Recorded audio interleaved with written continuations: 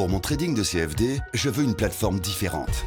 Des graphiques personnalisables, une exécution rapide, des spreads serrés, avec un acteur reconnu présent en France. Trader différemment avec CMC Markets.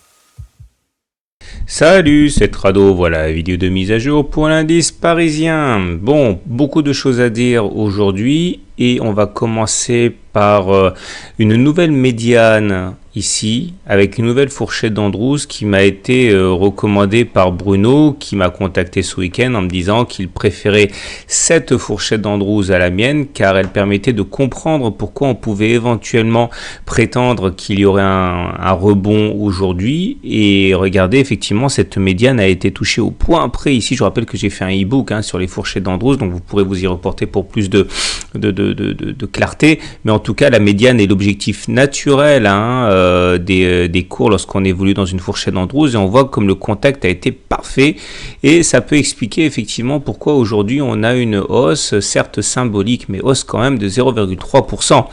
Alors au-delà on vient de faire un T3. Alors T3, je vous rappelle ce que c'est, c'est une clôture en dehors des Bollinger. Voilà la Bollinger supérieure, voilà la Bollinger inférieure. Lorsque l'on a une clôture à l'extérieur des Bollinger, ça s'appelle un T1, là c'est donc un T2 et aujourd'hui on vient de faire un T3. Maintenant, il faut comprendre que lorsque la Bollinger supérieure et la Bollinger inférieure ne divergent pas pendant l'inscription des T1, T2, T3, etc., eh bien, on a autant de chances, alors j'ai changé un petit peu mes statistiques, je les ai un petit peu refaites, mais on a autant de chances de clôturer à l'intérieur des Bollinger qu'à l'extérieur des Bollinger la séance suivante. Clairement, là, on fait un T3, mais les Bollinger inférieurs et supérieurs ne divergeant pas, regardez, elles descendent toutes les deux, eh bien, justement, et ça sera mon pari de demain, je fais le pari d'une réintégration des Bollinger. Alors, ne me suivez pas les yeux fermés sur ce coup, c'est un pari très risqué et je vais vous expliquer pourquoi. En fait, il faut revenir au chandelier japonais. Alors, de quoi s'agit-il? C'est un harami haussier. Alors, c'est une configuration à deux bougies. La première bougie est une grande bougie rouge, la deuxième est une bougie verte dont le corps est inclus dans le corps précédent.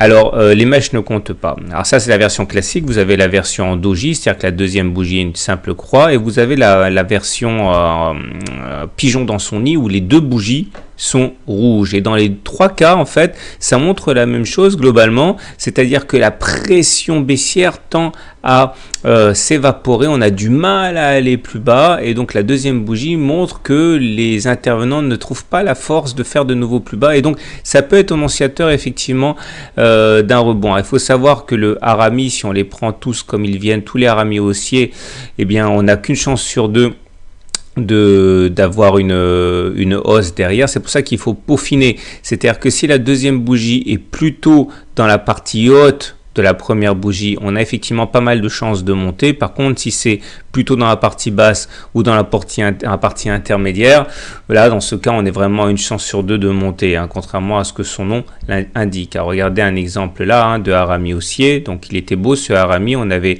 la deuxième bougie qui était plutôt dans la partie haute de la première bougie. Donc, effectivement, on a eu une hausse. Alors, si j'en parle, c'est parce que nous avons effectivement ici un harami haussier de la nature, en fait, la plus médiocre possible, parce que déjà la deuxième bougie est rouge, donc il y a quand même une pression baissière, puis on est en plein milieu de la première bougie, donc c'est un harami haussier pigeon. Pas beaucoup de choses à dire, mais quand on regarde les indicateurs techniques, on voit qu'il y a beaucoup de divergences haussières. Le stochastique est très mal engagé, regardez, il est en dessous de 20. Ok, normalement on n'est pas censé acheter là, mais par contre il y a une divergence haussière, c'est-à-dire que les cours ne veulent pas aller plus bas, alors que l'indicateur ne veut pas aller plus bas alors que les cours sont allés plus bas. On retrouve ça sur le MACD, divergence haussière, les cours vont de plus en plus bas mais pas le MACD. Également sur le momentum, divergence haussière.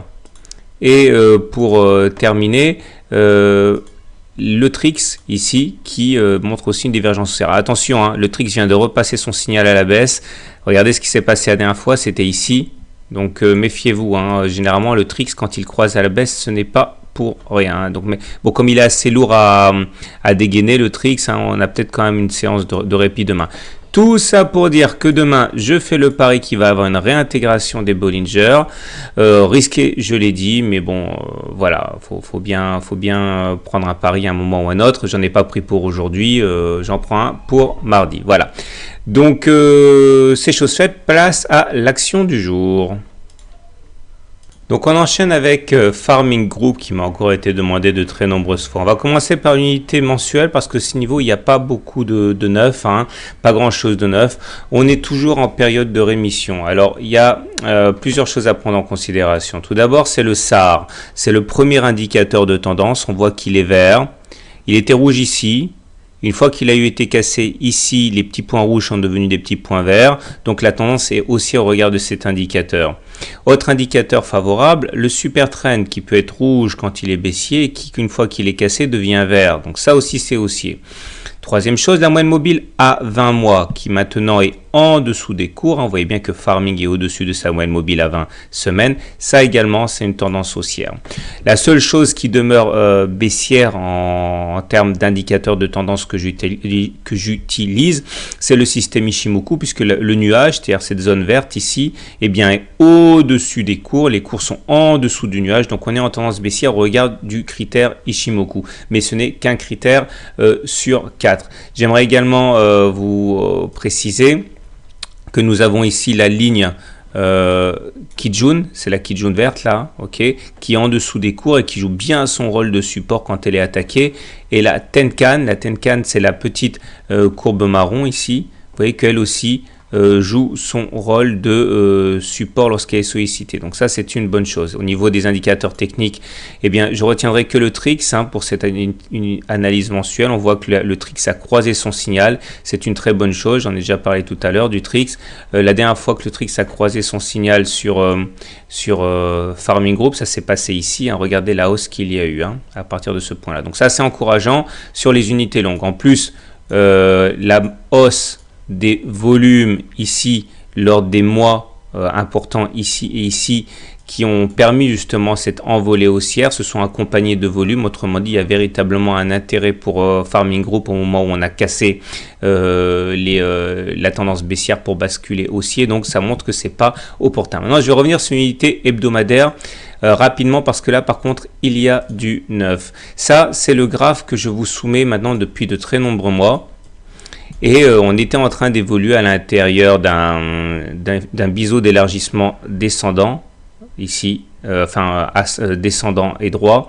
Regardez, c'était en noir. Et une fois qu'on l'a eu cassé, parce que généralement ce genre de figure se casse par le haut, on avait deux objectifs. L'objectif orange correspondant à la première oscillation complète, reporté au-dessus du point de cassure. Cet objectif a été touché.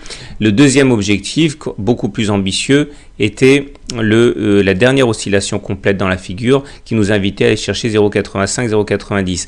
Et cet objectif restait ouvert tant que l'on ne réintégrait pas significativement, c'est-à-dire 2 semaines de suite, 2 bougies de suite, la figure. Alors là, regardez, là, il y a eu effectivement ralliement du premier objectif, mais le deuxième objectif n'a pas été rallié. Et entre-temps, on risque d'avoir une deuxième semaine, là, qui va se clôturer à l'intérieur de la figure. Donc pas une semaine comme ici avec une contre-attaque derrière, mais plutôt on risque d'avoir une deuxième semaine. Donc si jamais on réintègre la figure 2 semaines de suite, je ferai une vidéo de mise à jour. Pour l'instant, on est vraiment sur le fil du rasoir, mais in extremis, la figure est encore valable. Mais globalement, ce que je peux déjà dire, c'est que si jamais la deuxième clôture à l'intérieur de la figure devenait effective, il va falloir sans doute que je change ça. On serait sans doute dans une figure de type drapeau, qui ressemblerait sans doute à ça.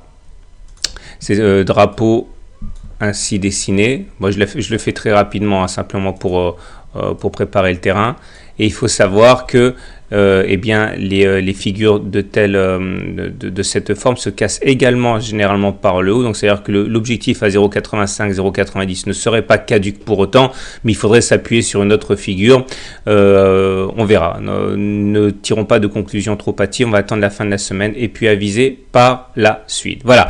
Je vous souhaite une bonne soirée, de bons trades. Et n'oubliez pas de regarder la vidéo que j'ai faite ce dimanche sur est-ce qu'on est et qu'est-ce que c'est qu'une tendance baissière. Voilà, à demain.